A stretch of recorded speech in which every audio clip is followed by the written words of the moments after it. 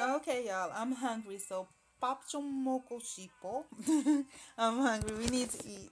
So we have what I have is Korean rice. What I was it was explained is Ri Chung or something Korean Ri Chun Korean rice from California. Now I'm gonna tell you what I was explained to me was that this was a low grade rice. I usually get Kyoko Rose. I don't know what kind of rice that is, if but I know that that's what I grew up on. But when I went there, the guy told me some story about the rice was out of season, and this rice is actually a quote unquote low grade rice. But whatever, it's good. So, because he told me if I bought the other one, it would be full of bugs. I don't know if that's true or not because it's the end of the season. But I didn't want to take my chances, so he might have got me. But it was a pretty good deal for 5 pounds more. It was only $2 more, so that was good. This is a 15 out of 15 pound bag.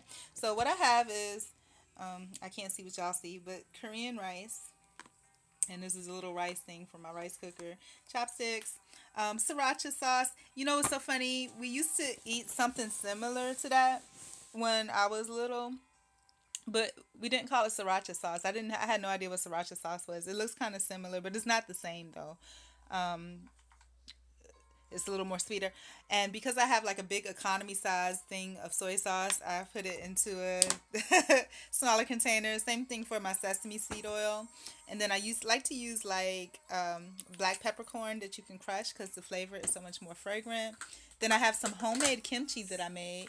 And actually, I'm down to the end of it, so y'all are not going to be able to see a lot. But I have like two huge jars in the refrigerator. The older it get, the better it is. The smell is really strong, but it's good. What it is, that's actually some kind of root. I don't know what kind of root it is, but I use different vegetables, cucumbers, carrots, whatever root that is. My mom called it.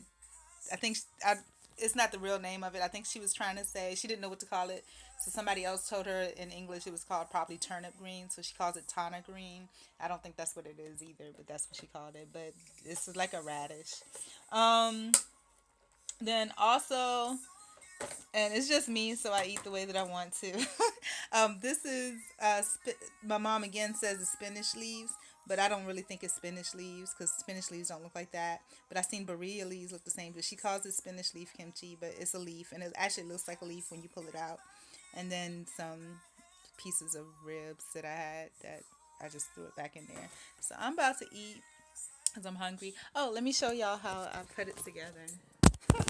Why? Because I'm just in a sharing mood, I guess. So, yeah. So we have soy sauce. Is this a soy sauce or the sesame seed oil? Yeah, this is a soy sauce. So I'm gonna put just a little bit of soy sauce in it. Oh, my bad. It was sesame seed oil. Oh, but anyways, I put a lot of sesame seed oil, which really I used to think, oh, all the Korean food was healthy, so it didn't matter. And a little bit of soy sauce makes it to taste. But it does because oil is oil. But I just put a lot in there. But I'll be okay. It's better than I was eating before.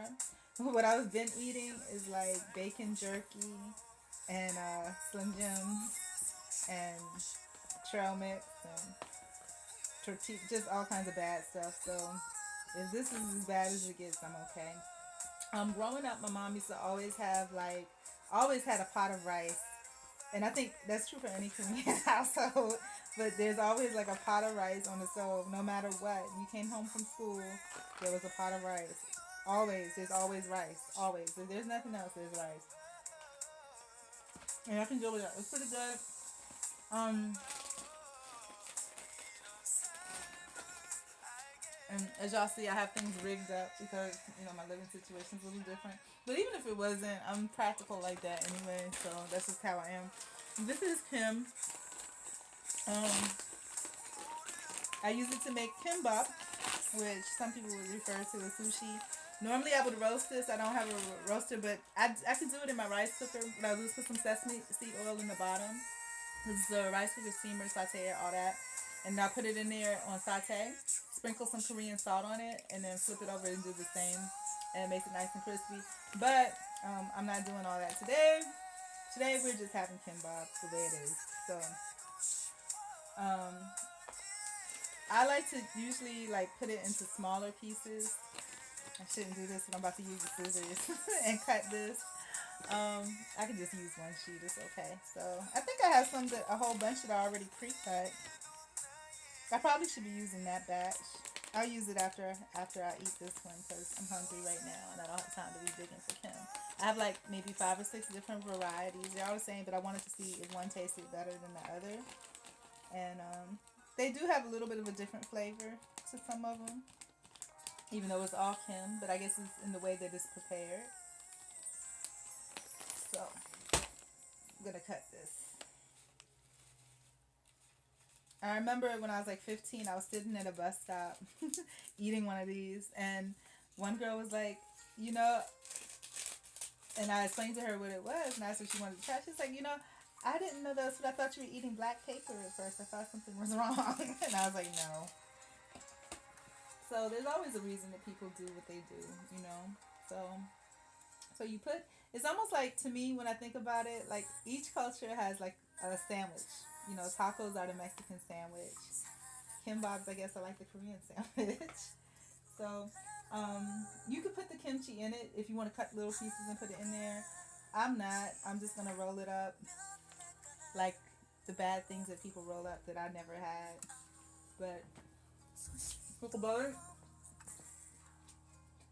get a piece of kimchi. I think you could work.